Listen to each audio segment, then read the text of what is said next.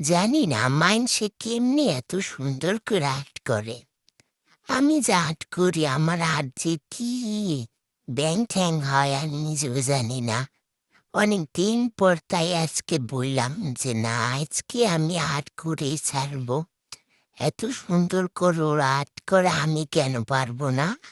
তাই আজকে একটা ভিডিও না দেখে আমি নিজের থেকেই ট্রাই করলাম যে দেখি আজকে আঁকতে পারি কিনা। তাই প্রথমে হলুদ রং নিয়ে দেখলাম। হলুদ রং তো বুঝতেছিলই না। আর আমি যেহেতু একবারে রং করে আনারি, আমার জন্য প্রথম প্রথম তো আমি যে কীরকম আঁকবো আল্লাহ জানে। পরে দেখি যে না, সুন্দরই তো হইতে আছে। সবাই এভাবেই আঁকে, আস্তে আস্তে সুন্দর হয়। আর আমি দেন দিয়েছি কমলা কালারটা, এখানে মনে হয় লাল কালার বোঝা যাচ্ছে। আর সবাই এত সুন্দর করে আর্ট করে কিভাবে আমি বুঝি না, আমার মধ্যে কেন এইসব প্রতিভা নেই। আজকে আর্ট করতেছি, ফ্রি ছিলাম। আর এই যে ভিউটা আর্ট করবো এটা কিন্তু খুব সুন্দর লাগে, আর্ট করার পর বেশি সুন্দর লাগে।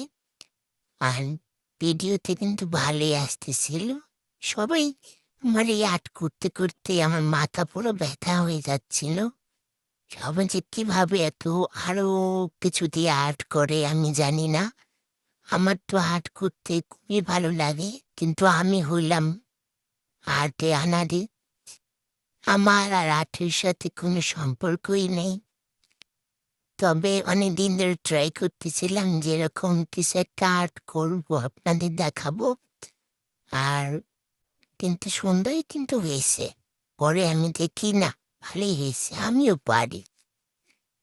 আর আমি মনে করি এরকম আর্ট ট্রাই করা উচিত। এরকম আর্ট করতে করতে আর সুন্দর আর্ট করা শিখে সবাই যাবেন।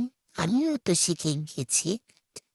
আর নেক্সট ট্রাই করবো আর একটু সুন্দর কিছু দৃশ্য দেওয়ার জন্য। এটা আমার মনের থেকে আমি আর্ট করেছি। আর এরকম আর্ট করতে রং আমি ব্যবহার করেছি ডমসের যে লিকুইড কালারটা সেটা। আর আর্ট করার জন্য একটু ফ্রেশ মাইন্ডও লাগে। আর একটু যেখানে নাকি অনেক একটু আলো আসে সেই জায়গায় আর্ট করলে কিন্তু ভিডিওটাও খুব ভালো আসে। আমার আর্ট কেমন হয়েছে অবশ্যই জানাবেন। এখন আমি কিছু কাক আর্ট করতেছি, আমার কাছে এই আর্টটা করতে খুবই ভালো লাগে। আর তাই আমি কতগুলো দিয়েছি দেখেন। আর এই নাইট মনে কিন্তু এসব কাকের আর্টগুলো দেখে কিন্তু আরো বেশি সুন্দর লাগে দৃশ্যটা। কেমন হয়েছে অবশ্যই কমেন্ট করে জানাবেন। আল্লাহ হাফিজ, সবাই ভালো থাকবেন।